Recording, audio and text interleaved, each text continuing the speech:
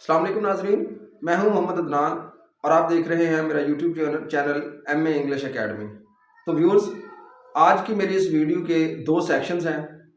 तो इन दोनों सेक्शंस के हवाले से मैं आपको थोड़ा सा ब्रीफ करता चलूं कि मेरी आज की स्पेशल जो वीडियो है वो है मैट्रिक क्लास के, जो स्पेशली 10th क्लास के स्टूडेंट्स हैं उनके लिए है। और उनके लिए एक बहुत बड़ी कह लेंगे खुशखबरी उनके लिए लेके आया हूँ। दो किस्म की चीज़ें आज मैं उन स्टूडेंट्स के जो है वो उनसे डिस्कस करने वाला हूँ।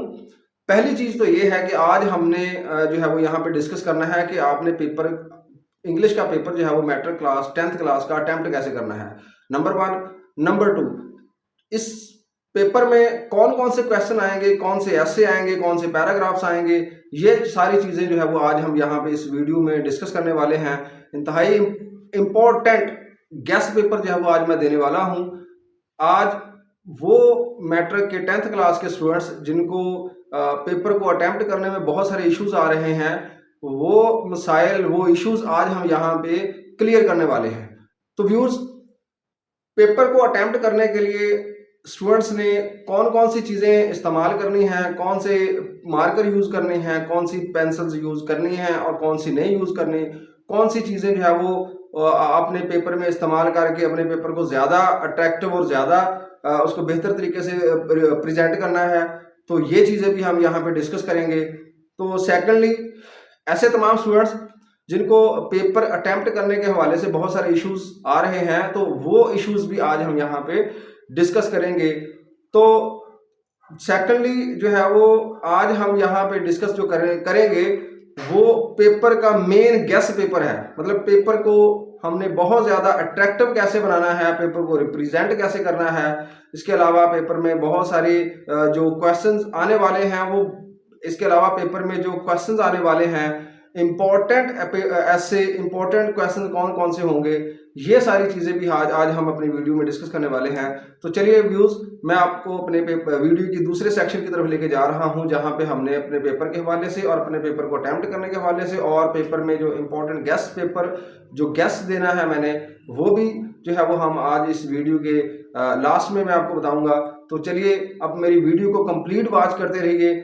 आज की मेरी वीडियो जो है वो, अगर आप मुकम्मल इसको कंप्लीट वीडियो वॉच करते हैं तो आपको बहुत ज़्यादा पेपर में फ़ायदा होने वाला है। तो चलिए व्यूज़, मैं आपको अपनी वीडियो के दूसरे सेक्शन की तरफ लेकर जाता हूँ। जी, तो व्यूअर्स, ये कुछ चीज़ें ऐसी हैं जो आपने पेपर में इस्तेमाल नहीं करनी, इनको आपने स्ट्रिक्टली अवॉइड करना है इन चीज़ों को यूज़ करने से। नंबर 1, पहले तो ये इस किस्म के जो ब्लैक मार्कर हैं, ठीक है, बोर्ड मार्कर हैं या कोई और मार्कर इस किस्म के हैं, तो आपने ये इनको स्ट्रिक्टली इनको अपने फॉलो करना है कि इस किस्म की चीज़ें आपने बिल्कुल भी यूज़ नहीं करनी, ठीक है। इसके अलावा ये भी रेड किस्म का, रेड कलर का जो ब्लैक मार्कर है, ये रेड कलर का जो मार्कर है ये भी आपने यूज़ नहीं करना। इसके अलावा ये ब्लू मार्कर, इस किस्म का मार्कर भी आपने बिल्कुल यूज़ नहीं करना।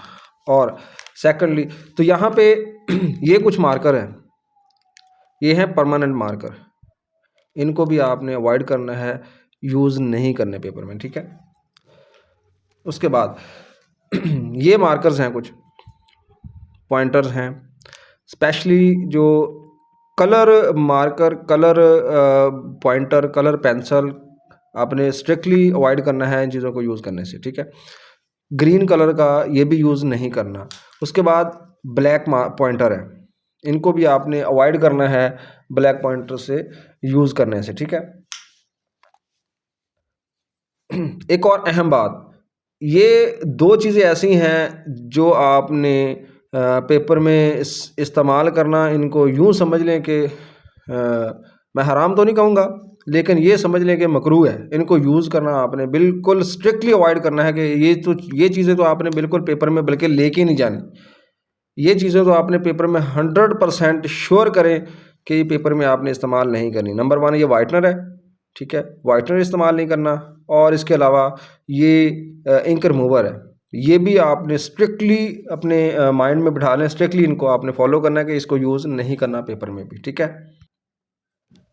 अच्छा, अब क्वेश्चन ये रहा कि यूज़ क्या करना है पेपर में। यूज़ करने के लिए आपने ये चीज़ें लिखने के लिए आपने ये चीज़ें यूज़ करनी है पेपर में। ब्लू मार्कर है, इसके अलावा ब्लू पेन इस्तेमाल करें, ब्लू पॉइंटर इस्तेमाल करें, ब्लू बॉल पॉइंट इस्तेमाल कर लें। तो black marker, black pointer, black ink से थोड़ा सा अवॉइड करें। यूज़ कर सकते हैं लेकिन मतलब ये है कि स्ट्रिक्टली तो आप मतलब ना उसको करें, लेकिन यूज़ तो हो सकता है उसमें भी, ठीक है।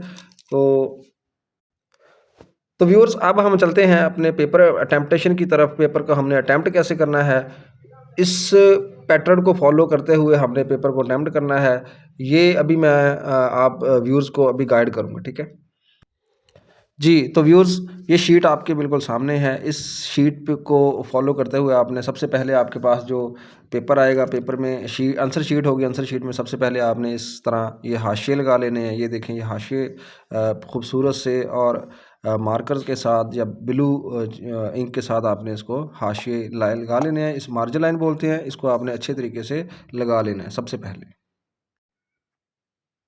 जी। तो व्यूअर्स मार्जिन लाइन लगाया। मार्जिन लाइन लगाने के बाद हमने हाशिए के बाद हमारा जो नेक्स्ट पेपर अटैम्प्ट करने का हमारा जो फॉर्मेट है वो ये कुछ इस तरह होगा। ये आपको स्क्रीन पे आपको नज़र आ रहा होगा। सबसे पहले हमारे पास जब हमने अपना सब्जेक्टिव हिस्सा जो है वो शुरू करना है, तो सबसे पहले उस पर हेडिंग हमने दी है सब्जेक्टिव पार्ट, ठीक है। तो यहाँ पे हमने अपना जो लिखा उन्वान, हमारा जो टॉपिक था सब्जेक्टिव पार्ट का, चूँकि अब हमने इंशाइया पेपर स्टार्ट किया है। तो व्यूअर्स उसके बाद हमारा जो नेक्स्ट स्टेप होगा वो होगा सेक्शन का। इससे पहले मैं आपको यहाँ पे एक थोड़ा सा व्यू पेपर के हवाले से देना चाहूँगा। ये देखें स्क्रीन पे आपको नज़र आ रहा होगा सेक्शन। सब्जेक्टिव पार्ट में हमारे पास सेक्शन 1 है और एक सेक्शन 2 है। सेक्शन 1 में हमारे पास शॉर्ट क्वेश्चंस हैं और सेक्शन 2 में हमारे पास पेपर का जो बकिया जो हमारा रिमेनिंग पार्ट है वो यहाँ पे आपको नज़र आ रहा होगा, ठीक है। तो यहाँ पे हमने सेक्शन 1 पेपर में चूँकि स्टार्ट किया, सेक्शन 1 में मेरे पास क्वेश्चंस और आंसर्स हैं। तो सेक्शन 1 में मैंने उसके बाद टॉपिक अपनी हेडिंग दी है जी क्वेश्चन नंबर 2। चूँकि पेपर में मेरा वो क्वेश्चन नंबर 2 बनता है, तो मैंने उसी हिसाब से अपना क्वेश्चन नंबर 2 इसकी अपनी हेडिंग दे दी। नेक्स्ट जो स्टेप होगा वो होगा short answers of the questions. मैंने शॉर्ट आंसर्स लिखने हैं अब। उसके बाद मैंने अपना जो मेरा जोज़ नंबर है, मेरा जो पार्ट नंबर है क्वेश्चन का, फॉर एग्जांपल लेट्स सपोज मुझे मैंने सबसे पहले जो क्वेश्चन अटैम्प्ट करना है वो सब्जेक्टिव पार्ट में सेक्शन 1 में जो आंसर्स क्वेश्चन है उसमें सेकंड जोज़ है मेरा, जो क्वेश्चन मैंने हल करना है।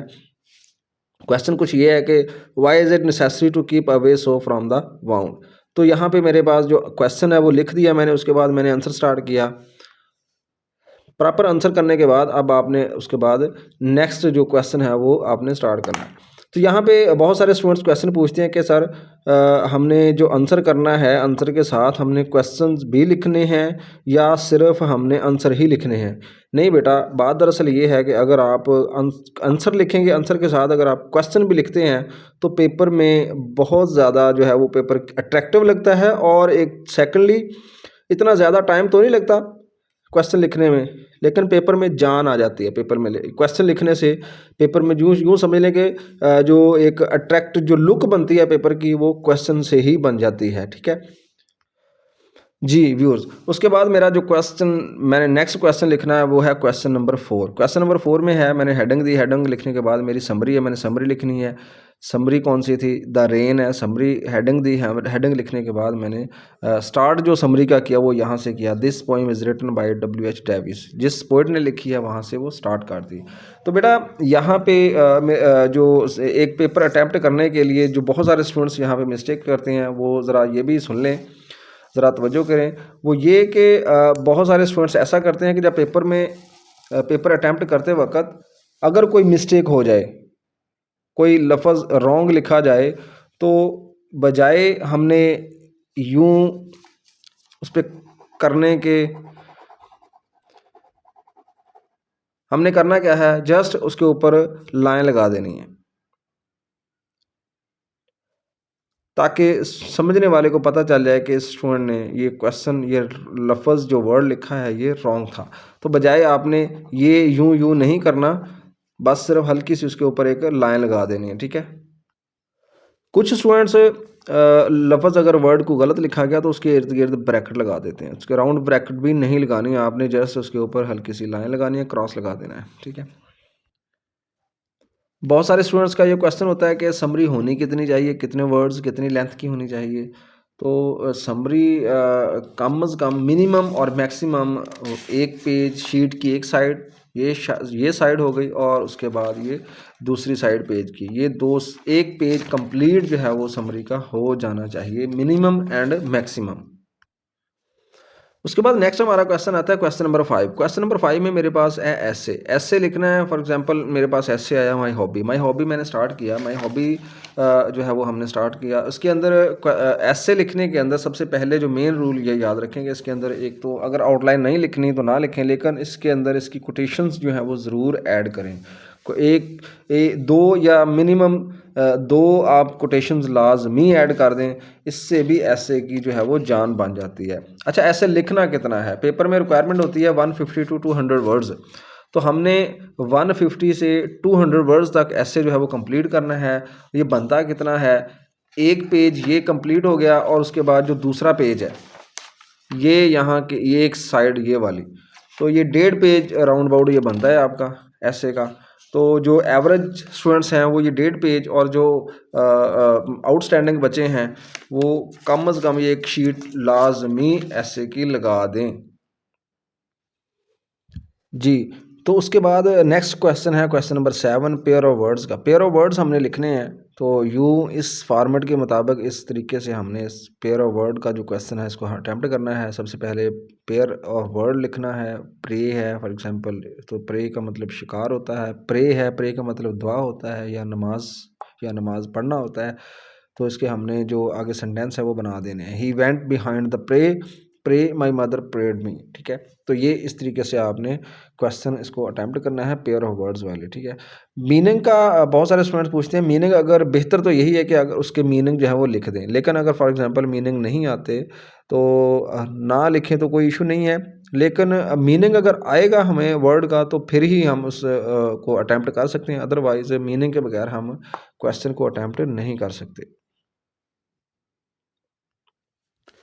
जी। तो व्यूअर्स, मैंने चूँकि आपसे प्रॉमिस किया था कि मैं आपको गैस भी दूंगा, जो मैट्रिक 10th क्लास के आने वाले इंग्लिश के पेपर में क्या उसके अंदर क्वेश्चंस आ सकते हैं। तो ये आपके सामने गैस मौजूद है। चैप्टर नंबर 1 है, इसी तरह ये सारा लिखा हुआ है कौन कौन से क्वेश्चन आएंगे। ये चैप्टर नंबर है, ये क्वेश्चन नंबर है कौन कौन सा क्वेश्चन आएगा, और paragraph number, translation paragraph number है जी, किस किस लेसन में से कौन से नंबर का पैराग्राफ जो है वो आ सकता है पेपर में। ये सारे पैराग्राफ्स के हवाले से गैस पेपर और क्वेश्चन नंबर। उसके बाद ये ऐसे हैं, इम्पोर्टेंट ऐसे हैं, ये 8 इम्पोर्टेंट ऐसे दिए हुए हैं, इनमें से इंशाल्लाह होपफुली एक ऐसे लग जाएगा। उसके बाद ये ट्रांसलेशन पैराग्राफ्स हैं आपके सामने हैं, इनमें से ही एक पैराग्राफ जो है वो इंशाल्लाह लग जाएगा पेपर में। इम्पोर्टेंट ये सारे गैस दिया हुआ है, ठीक है। तो ये कुछ 11 इम्पोर्टेंट पैराग्राफ्स हैं, ट्रांसलेशन इनटू इंग्लिश। तो इस तरीके से ये आप जो है वो गैस इसका तैयार कर सकते हैं। इसी क्वेश्चन को, इसी ऐसे और ट्रांसलेशन और क्वेश्चन आंसर आप इसी में से तैयार कर सकते हैं। समरीज़ चूँकि 3 ही हैं तो तीनों इम्पोर्टेंट हैं, इसमें पीस और द रेन जो है वो ज़्यादा इम्पोर्टेंट है। तो ये तीनों समरीज़ आप तैयार कर लें। होपफुली इंशाल्लाह कि आपको मेरी आज की वीडियो ये पसंद आई होगी और आपको बहुत ज़्यादा फ़ायदा भी हुआ होगा। नेक्स्ट वीडियो के लिए देखते रहें मेरा YouTube channel MA English academy. Thank you so much.